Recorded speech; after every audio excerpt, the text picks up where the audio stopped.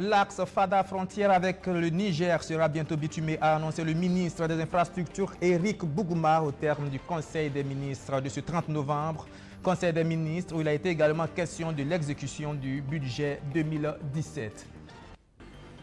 Une journée de devoir de mémoire, voilà ce que prévoit la CEP, la Société des éditeurs de la presse privée du Burkina et le comité d'initiative Henri Sebro le 13 décembre prochain lors de la commémoration de l'assassinat du journaliste Norbert Zango. Voilà pour le sommaire de ce journal. Bonsoir mesdames et messieurs et bienvenue à cette édition. En l'absence du chef de l'État qui était en déplacement à Abidjan pour le sommet Union africaine-Union européenne, le Conseil des ministres de ce 30 novembre a été présidé par le Premier ministre Paul Kaba Thiéba. Au menu, il a été surtout question de réalisation d'infrastructures routières, notamment le bitumage de la route Fada jusqu'à la frontière du Niger, mais aussi des manquements au niveau de l'exécution du budget 2017. Le point de tout cela avec Alfred Thioyer. L'exécution du budget de l'État et la gestion de la trésorerie de l'État exercice 2017 et la stratégie nationale de promotion de la bonne gouvernance au menu du Conseil des ministres de ce 30 novembre. À l'analyse des comptes, au 30 septembre, nous avons un solde budgétaire excédentaire de 94,21 milliards de francs CFA contre un solde global déficitaire de 383 millions 32 milliards de francs CFA. Le Conseil a instruit donc les ministres en charge des différents dossiers de prendre des mesures idoines afin justement d'exécuter de façon efficiente le budget pour le reste du mois qui reste à courir. Il a également instruit les différents ministres de prendre les dispositions afin que dès le 1er janvier 2018, les différents appels d'offres nécessaires pour le fonctionnement de notre exécution budgétaire puissent être lancés. Au titre du ministère de la fonction publique, nous avons adopté un décret relatif à l'adoption de la stratégie nationale de promotion de la bonne gouvernance 2018-2027 avec son plan d'action 2018-2020. Cet élément est un élément essentiel qui va venir s'articuler avec les autres instruments que nous avons adoptés, notamment le gouvernement libre, le gouvernement ouvert plutôt, comme on l'appelle, afin donc de mieux lutter contre la corruption, de promouvoir une culture d'efficacité et d'efficience au sein de la gestion publique. Bonne nouvelle pour les populations des zones enclavées, dont celle de l'Est. Le Conseil annonce la réalisation d'infrastructures routières. Il s'agit d'un projet dont le linéaire total fait 218 km, d'un coût global de 126 milliards de francs CFA et le financement est assuré par la Banque africaine de développement, mais également par la coopération japonaise, la JICA, la commission de l'UEMOA, l'Union européenne et bien sûr l'État burkinabé. Donc les travaux de renforcement et de bitumage de cette route sont divisés en 3 lots. Le premier lot va de Gunguin à la sortie de Fadangourma. Le second lot va de la sortie de Fadangourma à Matiakwali. Et le troisième lot va de Matiakwali à la frontière du Niger. Je dois dire également qu'il y a des travaux connexes en dehors donc des 218 km de bitumage qui sont assez importants pour qu'on puisse dire un petit mot là-dessus. Donc il sera réalisé 36 forages à l'occasion de ces travaux, 18 000 mètres linéaires de clôture, donc c'est la clôture des écoles, des CSPS qui bordent donc la route, 9000 mètres carrés de parking, 30 km de pistes rurales, 3,9 km de voirie en pavé et il y aura 50 groupements féminins qui vont bénéficier d'équipements en matériel de production et de transformation. Une station de pesage sera également construite. Et nous avons également obtenu dans le cadre de ce projet le financement des études de 2 routes importantes. Il s'agit de la route Sendou, Loumana, Baguera, Fourkoura, frontière de la Côte d'Ivoire, longue de 69 km, et la route Zorgo, Mégué, Salogo, Boulsa, longue de 54 km. Le lancement du processus de sélection des entreprises chargées de la construction de ces infrastructures est prévu pour la première semaine du mois de décembre. Le 13 décembre prochain, cela va faire 19 ans que le journaliste Norbert Zongo a été assassiné dans des conditions non encore élucidées. Depuis, à chaque anniversaire de cette date, la mobilisation s'organise pour lui rendre hommage et surtout pour que la lumière soit faite sur son assassinat. C'est le sens de la journée de devoir de mémoire qui sera organisée à la prochaine commémoration par la Société des éditeurs de la presse privée du Burkina et le collectif d'initiative Henri Sebgo, du nom de la plume du journaliste Abdoulaziz Sareo Benguebré. Pour renforcer le combat pour l'avènement de la vérité et de la justice pour le journaliste Norbert Zongo, pour poursuivre l'œuvre de construction d'un Burkina Faso où la liberté d'expression et de la presse est une réalité, le comité d'initiative Henri Sebgo est né. Ce regroupement de structures et de personnes physiques est une alliance de femmes, est une alliance d'hommes et de femmes qui individuellement mûrissaient un projet d'activité pour cette journée. C'est donc dans une convergence d'esprit et dans une dynamique de fraternité que ces différentes entités ont décidé de faire chemin ensemble de façon unitaire en trouvant une articulation entraînante pour réussir ensemble un combat fédérateur loin des clivages et des égoïsmes. Et c'est le 13 décembre prochain, jour anniversaire de l'assassinat du journaliste Norbert Zongo, alias Henri Sebgo, qui va marquer le top de départ de cette lutte. Ce 19e anniversaire, le comité d'initiative Henri Sebgo et la CEP, la Société des éditeurs de la presse privée, entendent le marquer à Koudougou, ville natale du journaliste. Nous avons convenu de faire de ce 19e anniversaire de son assassinat un moment particulier en marquant la date du 13 décembre 2017 par une série d'activités de devoirs de mémoire avec deux objectifs majeurs. Premièrement, rendre hommage à Norbert Zongo à travers la valorisation de son œuvre de combattant de la liberté et de journaliste. Et deuxièmement aussi, son œuvre en tant qu'écrivain, parce que Norbert n'était pas que journaliste, il était aussi écrivain. À Koudougou, l'université porte désormais le nom de Norbert Zongo. La cérémonie de baptême a eu lieu ce jeudi, 30 novembre 2017. Tout autre chose à présent, et nous prenons la direction de Boussé, où s'est tenue la 11e journée des producteurs du Kourouégo, du nom de la province où se situe cette localité. Une journée marquée par un contexte de campagne agricole aux résultats très mitigés, mais l'accent a surtout été mis sur l'utilisation abusive des pesticides. Natacha Ouedraogo. L'association Terre Alagré a tenu le pari pour l'organisation de la 11e édition des journées des producteurs du Kourouégo. Des journées qui viennent au moment où la province a enregistré une mauvaise saison agricole. Les fils et filles de la localité n'ont pas manqué à l'appel de l'association. Les paysans et producteurs, eux, sont venus des quatre coins du Burkina Faso pour exposer leurs produits à Boussé, chef-lieu de la province. Cette année, les journées sont placées sous le thème acteurs du monde rural face à l'utilisation incontrôlée des pesticides, défis et perspectives. Bon, pour ce thème, c'est pour dire que actuellement, c'est quelque chose qui est en train de prendre de ampleur et qui va jouer beaucoup sur notre terre. Ça va jouer beaucoup sur notre terre et pour nous-mêmes et les animaux. Et en tout cas, c'est quelque chose qui va être... si on continue à faire ce travail-là, ça va être compliqué pour le monde paysan.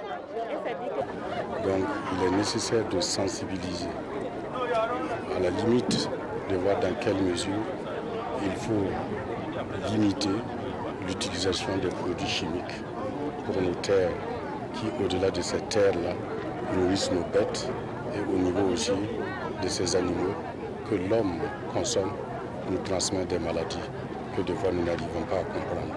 Les journées des producteurs du Kourouégo sont un tremplin pour la valorisation des produits locaux et la promotion de leur compétitivité. À l'occasion, 55 hommes et femmes œuvrant dans les domaines de l'élevage, de l'agriculture et de la culture de contre-saison ont été récompensés.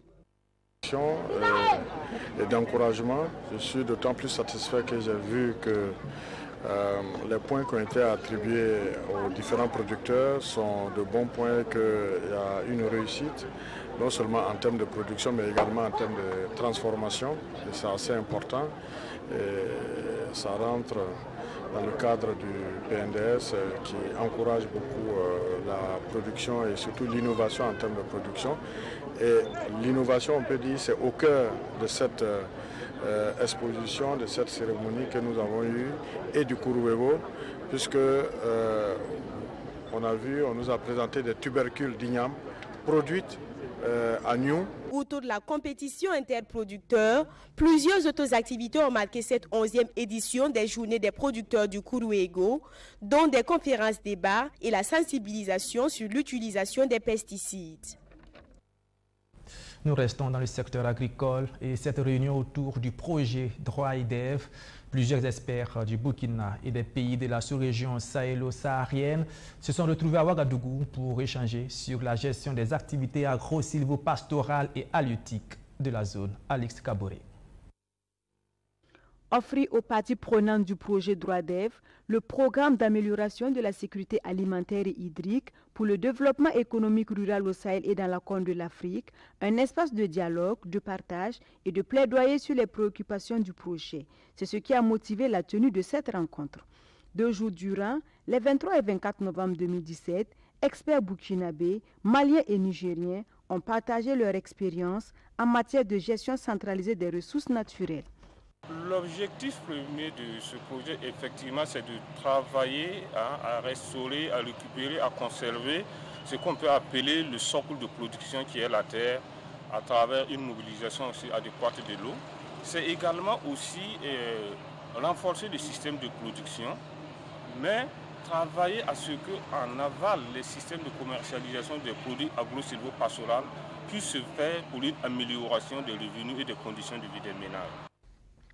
Le programme DroitDev vise à améliorer la sécurité alimentaire et hydrique ainsi que le développement économique des populations rurales dans ces zones d'intervention. Au regard des problèmes de gouvernance qui concernent autant le niveau global que local, il est important de lever les contraintes dans la conduite des activités agro-silvopastorales et halieutiques. Alors, vous n'êtes pas sans ignorer que c'est des actions qui nécessitent un accompagnement politique et de ce pas, il est opportun que les acteurs puissent voir si l'ensemble des politiques, si l'ensemble des textes, si l'ensemble du dispositif institutionnel est favorable à la mise en œuvre des activités de ce projet. C'est dans ce cadre qu'on a fait une étude, on a fait une revue des politiques, on a constaté qu'il y a quand même des insuffisances, des obstacles. Et une des actions prioritaires, c'est de voir comment nous pouvons mener des actions de plaidoyer auprès des décideurs à tous les niveaux, central, local, pour voir comment un certain nombre d'obstacles peuvent être levés pour accompagner la mise en œuvre des activités.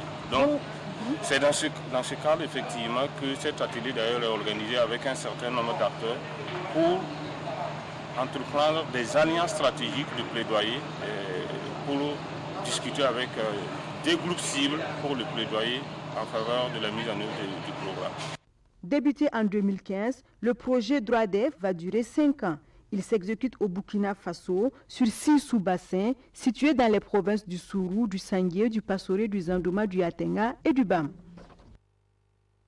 Le Toolkit, c'est cet outil de travail mis en place par l'UNICEF pour l'évaluation de l'impact des entreprises minières sur le droit des enfants.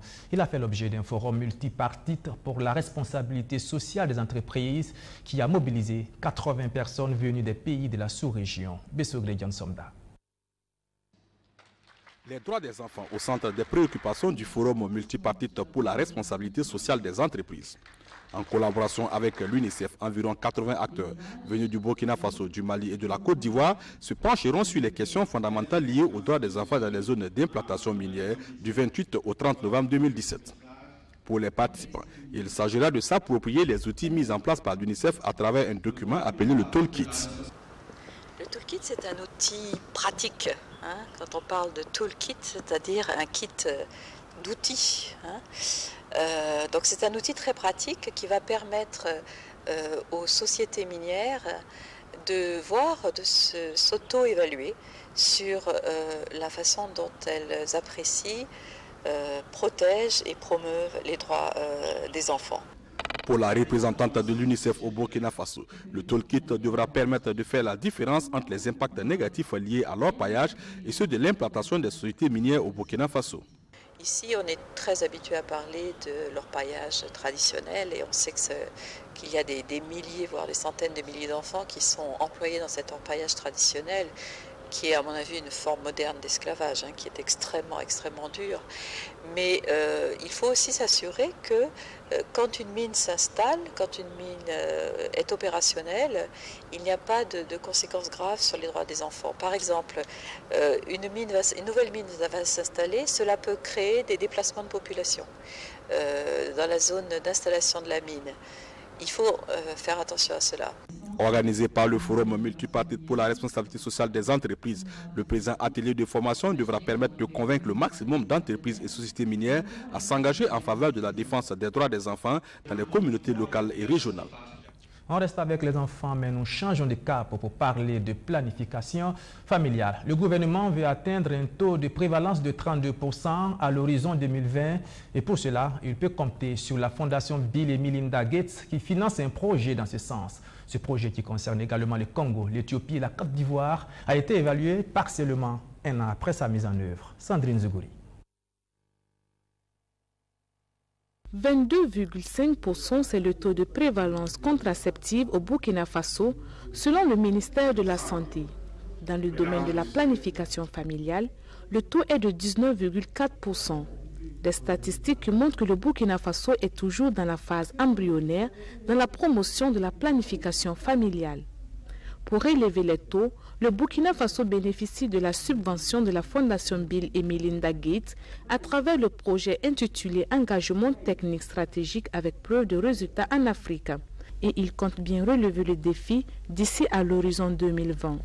En matière de planification familiale, nous avons des besoins non satisfaits qui demeurent parmi les plus élevés de la sous-région. Nous sommes à 19,4% de besoins non satisfaits en matière de méthodes contraceptives.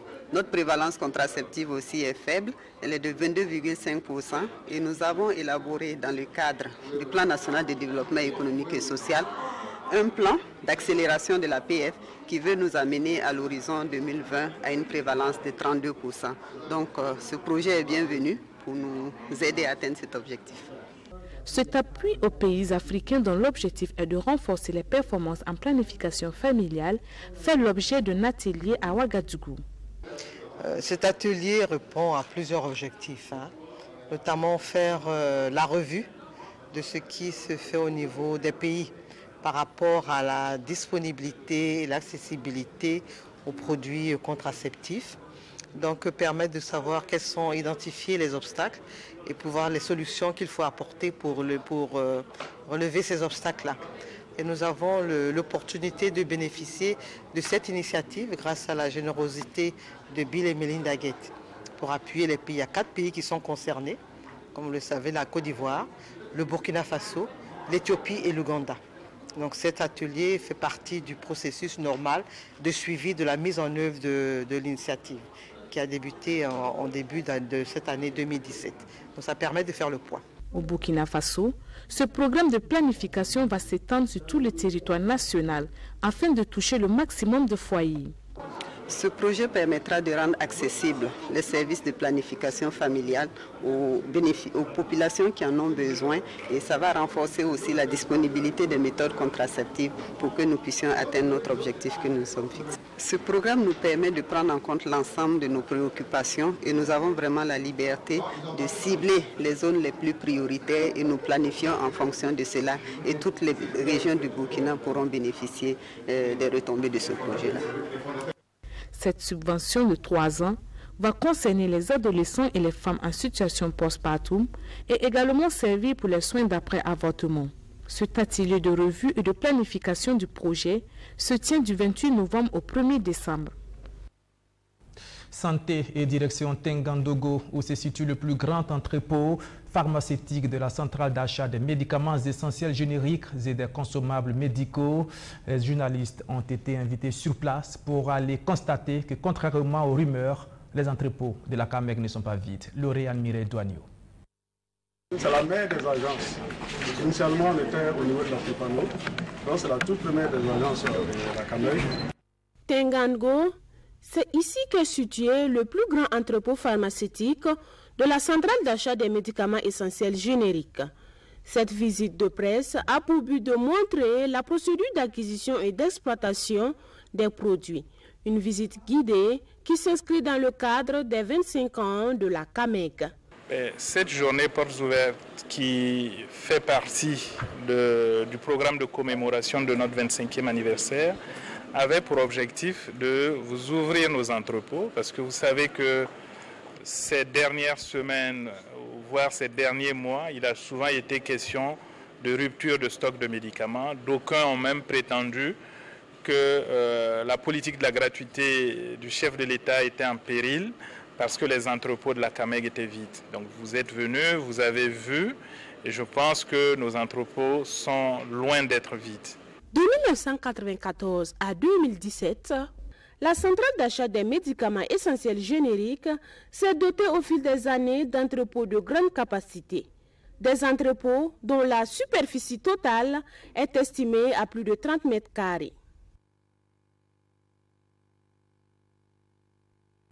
On reste dans le secteur sanitaire et on parle de ressources humaines. Ils sont 45 élèves composés de 42 agents itinérants de santé et d'hygiène communautaire et 3 garçons et filles de salle qui viennent de prêter serment. Ils ont été formés à l'école de santé Yelba des Ignaré. Luc Pabelgem. Promotion, santé et paix. J'utilise de n'utiliser tes connaissances que pour récupérer, conserver et promouvoir la santé et de t'abstenir totalement de tout acte, tout propos, tout conseil susceptible d'abréger la vie ou de provoquer la mort. Je le jure. Ce serment fait de ces agents itinérants de santé, d'hygiène communautaire et de garçons et filles de salle des agents de santé aptes et opérationnels. Ils sont au total 45, dont 42 agents itinérants de santé et d'hygiène communautaire et 3 garçons et filles de salle entièrement formés à l'école privée de santé Yelba de Zignaré, à jurer de soigner les populations au Burkina Faso sans distinction de race ni de religion. Après donc 2 années de cours théoriques, de travaux pratiques et de travaux dirigés, nous sommes au terme de notre formation avec à la clé un taux de succès de 100% aux examens de sortie. Avec les connaissances et les compétences acquises, nous sommes désormais aptes à répondre aux besoins de nos voyantes populations en matière de santé et d'hygiène communautaire. Ouverte en octobre 2015 avec 3 filières, l'école privée de santé Yelba accueille en 2017 148 élèves dans 4 filières que sont celles des agents itinérants de santé, des garçons et filles de salle, d'infirmiers diplômés d'État, de sages-femmes et de magnéticiens d'État. Les filières de sages-femmes d'État et d'infirmiers diplômés d'État sont toutefois bloquées parce que la région du plateau central ne dispose pas d'un centre hospitalier régional. À côté de ce résultat très satisfaisant, l'école de santé Yelba a rencontré un problème et pas des moindres. 2 mois seulement après les débuts de cours de cette année, nous avons reçu une notification nous demandant d'arrêter la formation dans les filières d'infirmiers d'État et de sages-femmes d'État. Pour la simple raison que Zignaré ne dispose pas de centre hospitalier régional. Le gouverneur promet les travaux de construction du CHR sont avancés et si la formation des IDE et des sages-femmes d'État dépend de ce facteur, c'est une affaire réglée. À ce jour, nous sommes à 95% du taux d'exécution. Vous pouvez donc sûr, et je vous donne ma parole ici très fermement, que si la formation des infirmiers d'État et des magnéticiens d'État dépend de l'ouverture ou du fonctionnement du CHR de Zignaré, ma réponse est ferme. Le CHR de Zignaré sera achevé en décembre 2017 et fonctionnel dès lors.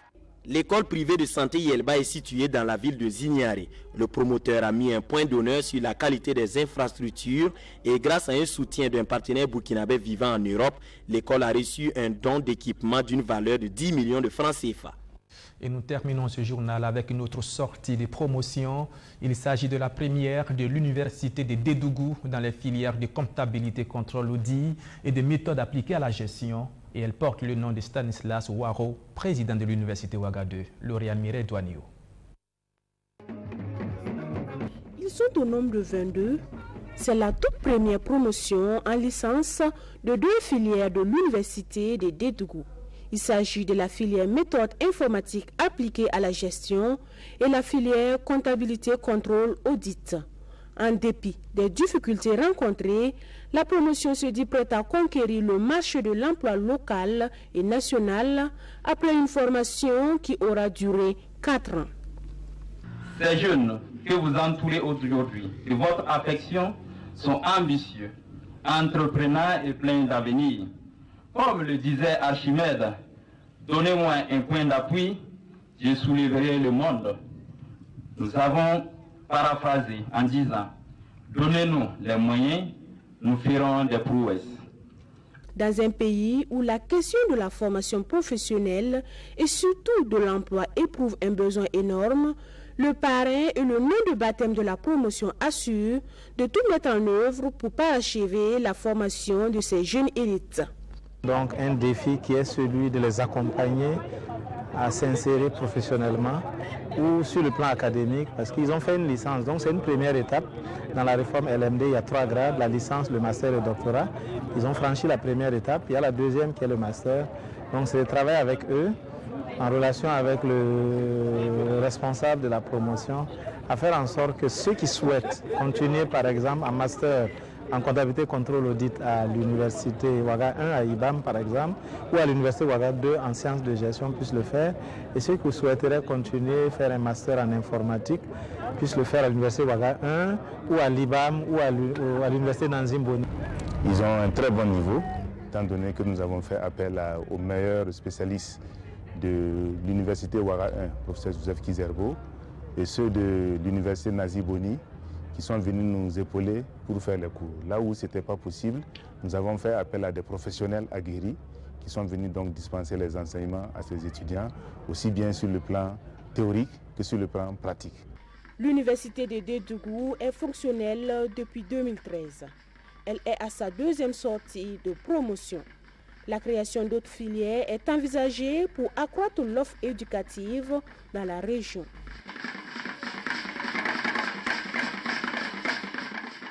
Voilà, c'est la fin de ce journal. Demain à 13 h, ici même, vous aurez rendez-vous avec Mamounata Kaboré pour l'édition de la mi-journée. Et puis à 19h30, je vous retrouve pour l'édition du soir. Merci de votre fidélité et bonne fête de Maouloud à toutes et à tous. Merci.